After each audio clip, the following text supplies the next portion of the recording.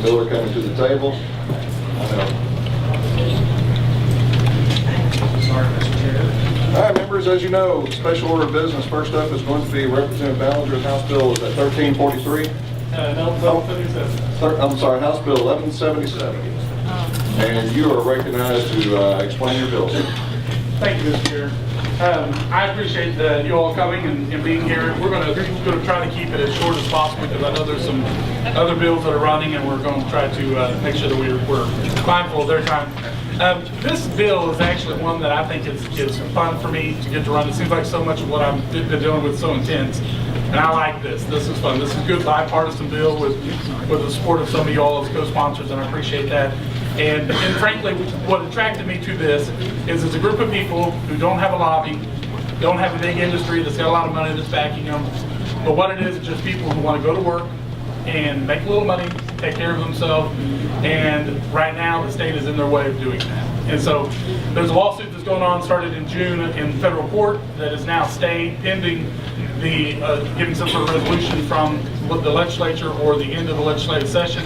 What would happen is if we don't pass something to fix it, then at the end of the legislative session they pursued with the lawsuit. And Paul Avalar with the Institute for Justice, who's the attorney for the Braiders, may explain it to you, but they've been very successful in winning their lawsuits, and I'd say since our requirements are pretty high, they're going to win this lawsuit. And then what will happen is we'll have to come back and try to figure out how we're going to fix it. So if we fix it now, we get out of the lawsuit's dismissed, and we're able to just move on. And oh, by the way, some people who just want to work, carry out their arts and their trade will be able to do it. If you all want to look at it, I'm going to try to go over the bill real quick. It is 1177 on your tablets. And there's two parts of this bill. There's essentially two ways that you can legally braid hair in Arkansas. If we pass this, it goes into effect. There's two ways you can legally braid hair in Arkansas. One is if you want to just go out and braid hair, then the state's not going to have anything to do with it. We say that this is a trade that's not inherently dangerous. It's not something that is likely to cause harm, at least not more than the person who's a fast food worker, or the person who works in the grocery store, or the person who works at mowing your lawn. We're going to say that this is one trade that we're not going to license, and this one art we're not going to license. And so there's two ways that's that way. Well, if someone wanted to get a certification, if they say, I want to volunteer to be regulated by the state, then they can do that. And what this was inserted. I met with the Cosmetology Technical Board, and this is basically kind of a compromise. It doesn't get their support on the board on this bill, but it was made it with their opposition. They wouldn't oppose the bill. And so what it did is it creates a second way. If they want to be certified, they can either be grandfathered in, or they can go through the testing process and actually be grandfathered into, and actually be certified by the state. So two different things. Great. But anyway, I'll open it up to questions. During an explanation, I'd like to ask the first question. I want to get to and I know so very little about this. I've been to the same barber shop for 3 generations in Yellville. I've never had a good haircut yet, but I know I'm going to. When it comes to, I see in here that extensions, the use of natural or synthetic hair extensions would be exempt, right, under your bill? Yes, they would be able to do those. As they do in braiding, depending on the client and what they're looking for, a lot of times they will actually braid in either natural or synthetic hair. So they braid them in, they don't necessarily sew them in. I mean, this is just one of the few things I've heard that concerns people. Maybe you might explain that. Sure. Well, and I'm a lot more of an expert on hair braiding than I ever thought I would be. But I'm really not. The issue is, what they will do is they'll actually take and they'll braid the hair in. So let me go over this is oddly fascinating to me. But what they'll do is they'll braid the hair into like cornrows, and then they'll actually weave in, if the person's hair is not long enough, they'll actually weave in hair into that. And so I don't know if it's all by hand or if they sew it into their natural hair. But honestly, to hear it described, it's an art. I mean, it's really pretty of a neat process. Okay, members, Representative Love, you're recognized for questions. Thank you, Mr. Chair. Mr. Ballinger, now, in this bill, the hair braiders are not perming, coloring, doing anything to the hair, are they? That's right. That would put them under cosmetology, and if they did do that, they'd be practicing cosmetology without a license. This bill doesn't allow for that. Okay, thank you. Mr. Chair, motion at the proper time. Yes, sir. We Representative Payton, you're recognized for questions, sir. Thank you, Mr. Chair. Representative Ballinger, do we license barbers, and if so, how is this different than what a barber does? We do license barbers, and of course I'm not an expert on what that all requires, so I can't give you detail. But a barber has the ability to cut hair. A barber, the licensed barber, can shave, can do a lot of other things. I don't know if they can do the perming and all that type of stuff as a licensed barber or not. But how this is different is we're not talking about shaving. We're not even talking about cutting hair unless it's incidental to doing the braiding. So they may have to snip off the end or something like that. But we're not talking about cutting hair. All we're talking about is the act of braiding hair. 10 members, we have some people signed up to speak for and against, and Representative Ballinger, you mentioned Mr. Avalar, so we might bring him to the table first. He's here to speak for the bill. What you do? My name is Paul Avalar. I'm an attorney with the Institute for Justice.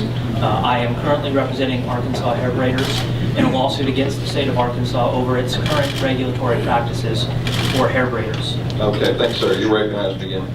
Thank you, sir. Arkansas should not require a license for something as safe and common as braiding hair. And it certainly should not require 1,500 hours of training that does not teach or test braiding, but does require hundreds of hours of instruction that is completely unrelated to braiding at a cost of thousands of dollars. Nevertheless, this is what Arkansas does today. Natural hair braiding uses no dyes, no chemicals, no cutting of hair. It is safe for braiders, it is safe for their customers. The legislation that Representative Ballinger has proposed would bring a quick and efficient end to the lawsuit that we have brought. And I would note that states that have gone similarly to a license-free scheme, mostly following Institute for Justice lawsuits, have not reported any problems with braiding. Braiding, again, is safe. The questions that were raised earlier about the use of extensions. Braiders do braid in extensions. They sometimes sew in extensions to a person's natural hair. What they don't do is use chemicals. There are some braiding, there are some processes of doing hair extensions that use chemical bonding or glues. Those are expressly not included in this bill. Thank you, Mr. Chair.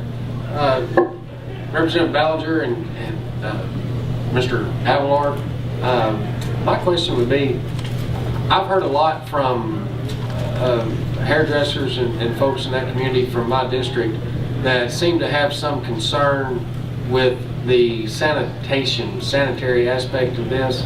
How would you address those concerns? Thank you, Representative Miller. I think, again, it's worth noting that those states that do not have a license for braiding hair have not reported any of those concerns. And some states that do license hair have gone back and done studies of the licensing program. For example, a couple of years ago, the state of Colorado did a review of complaints against braiders.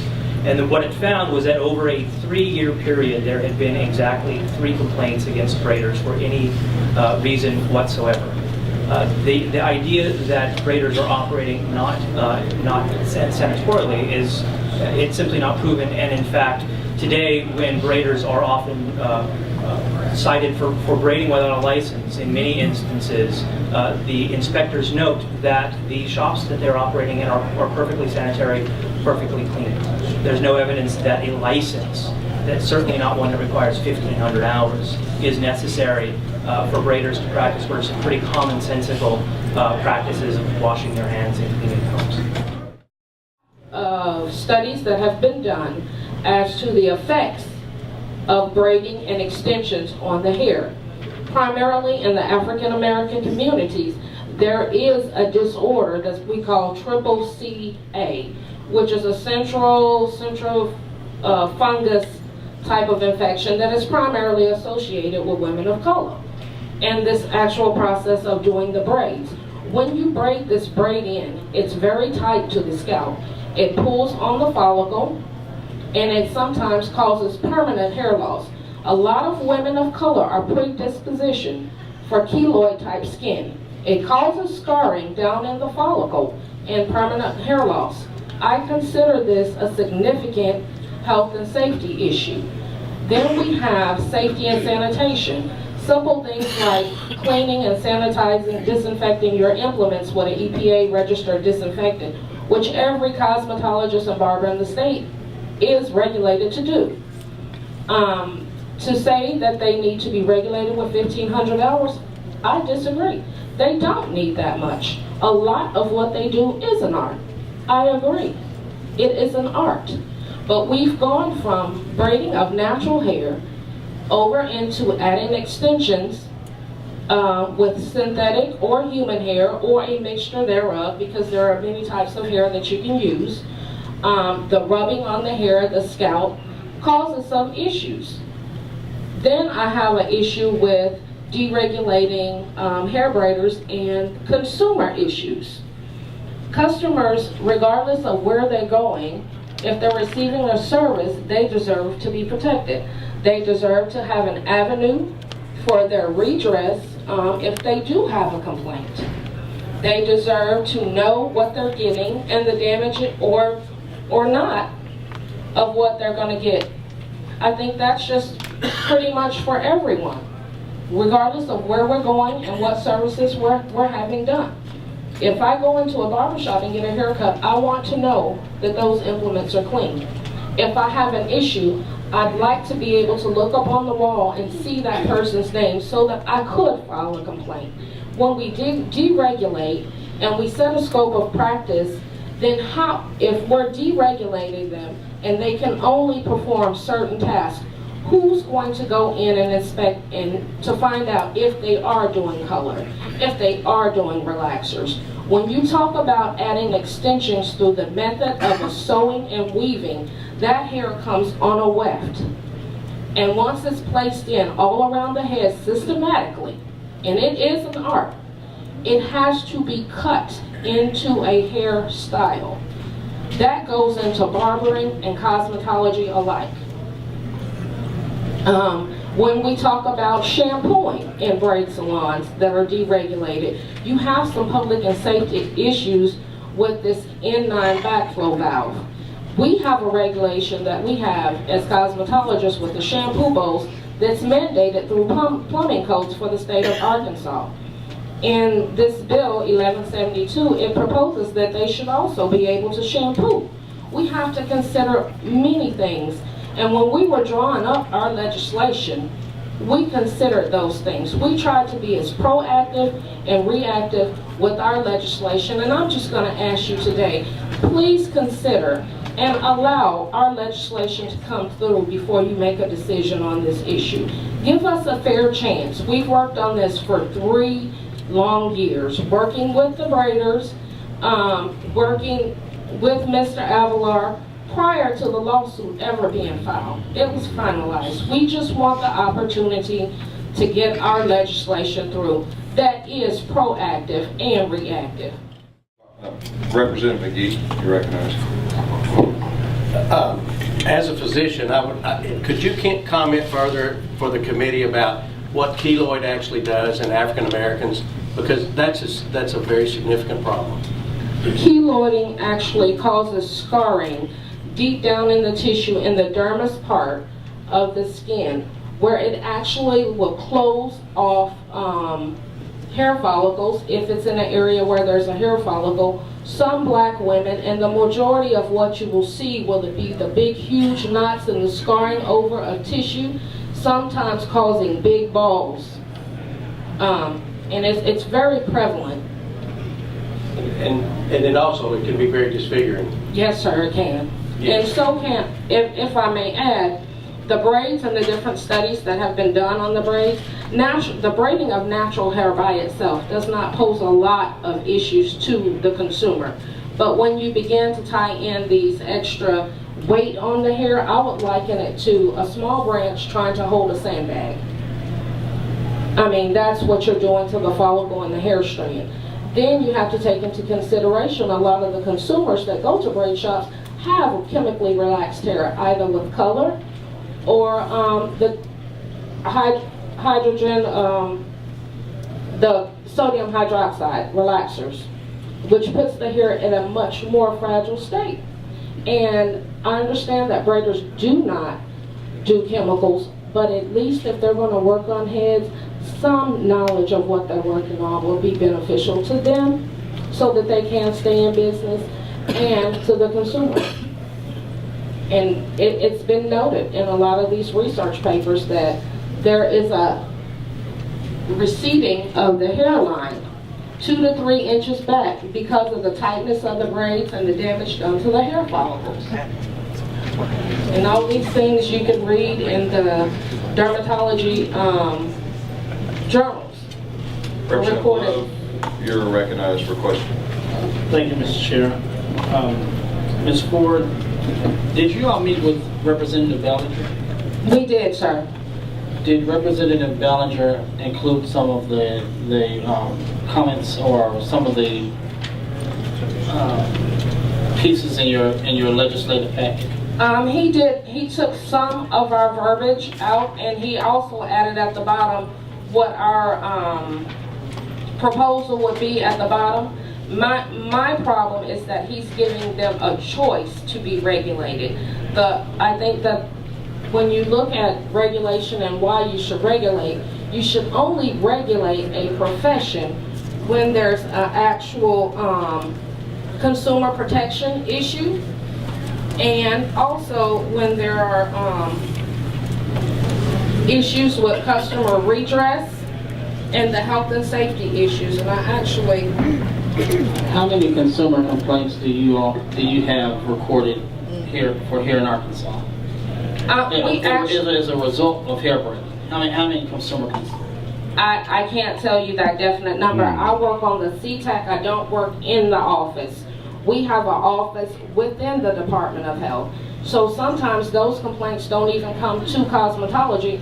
They go directly to the health department. And when I spoke with Mr. Ballinger, he said that those complaints could be directly toward the Attorney General office, or they could file a lawsuit against the braiders. Well, I don't want lawsuits filed against them because that would put a hairdresser out of business. Is there anyone here from the Arkansas Department of Health that can answer how many issues or instances in which we have Mr. Breck is here. Are you prepared for that, or would you like to maybe...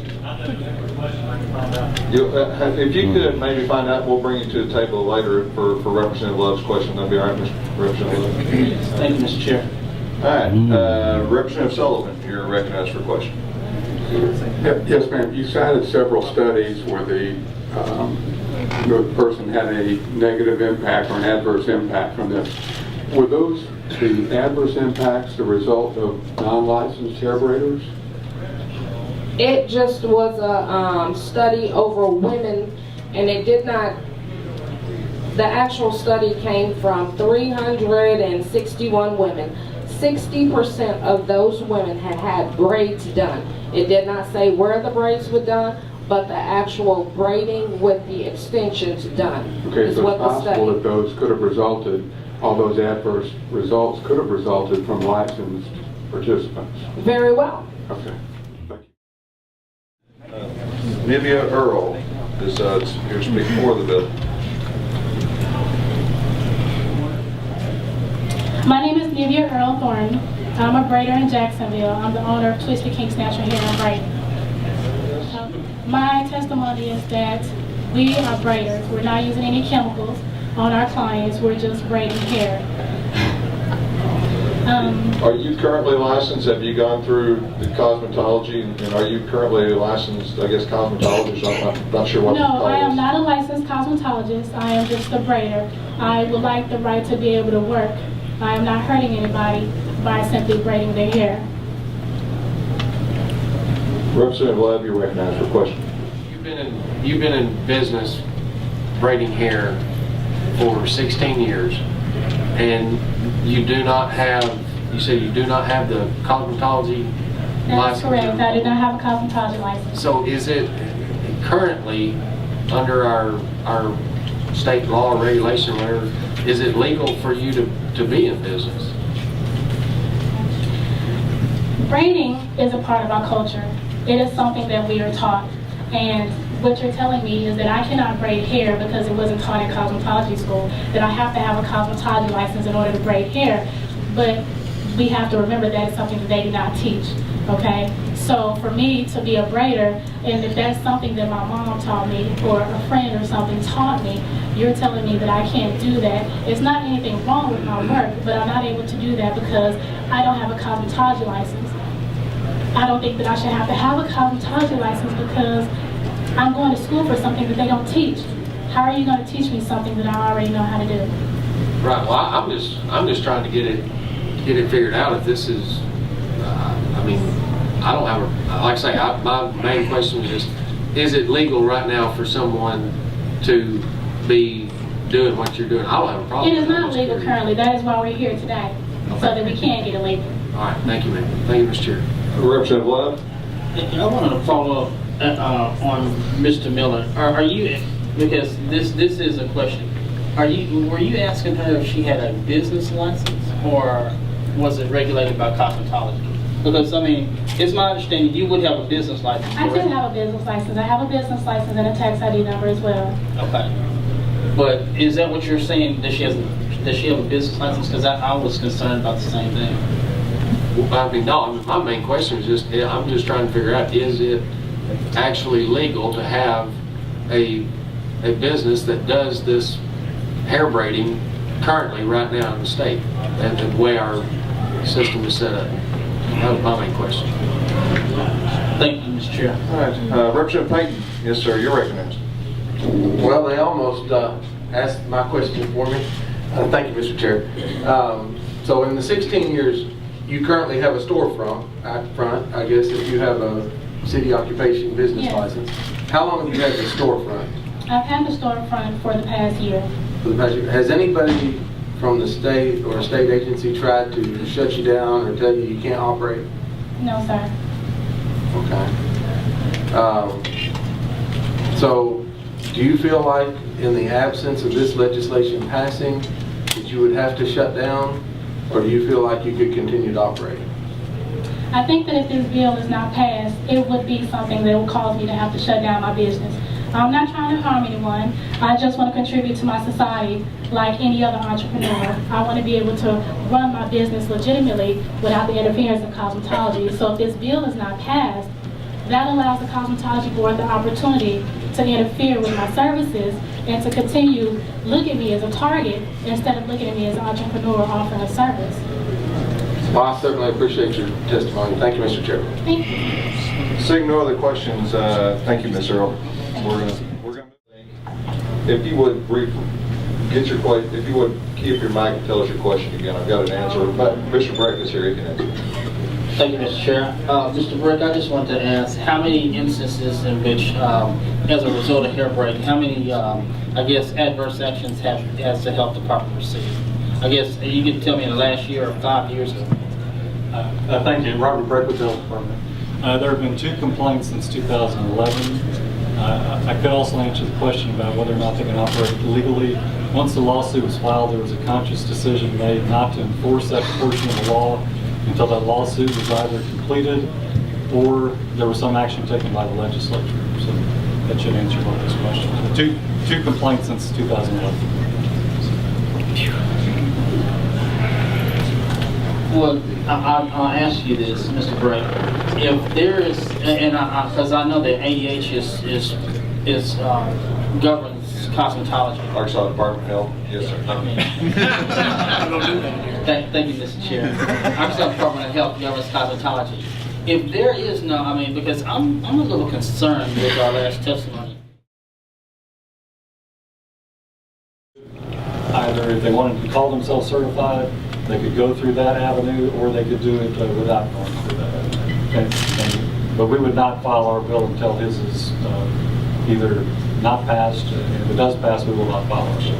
Now, does the Arkansas Department of Health oppose Representative Ballinger's bill? We do not. I mean, we do feel that there are some concerns, obviously, but not at a high enough level to oppose this bill. No.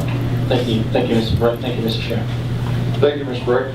And just remind everybody, you're fine. And Representative Love, I know what you're saying, but also know kind of how it came across a little bit. We are the ones that wrote the legislation they're following. So when we're saying, you know, this is silly for the Department of Health to do, we're the ones telling them to do it. So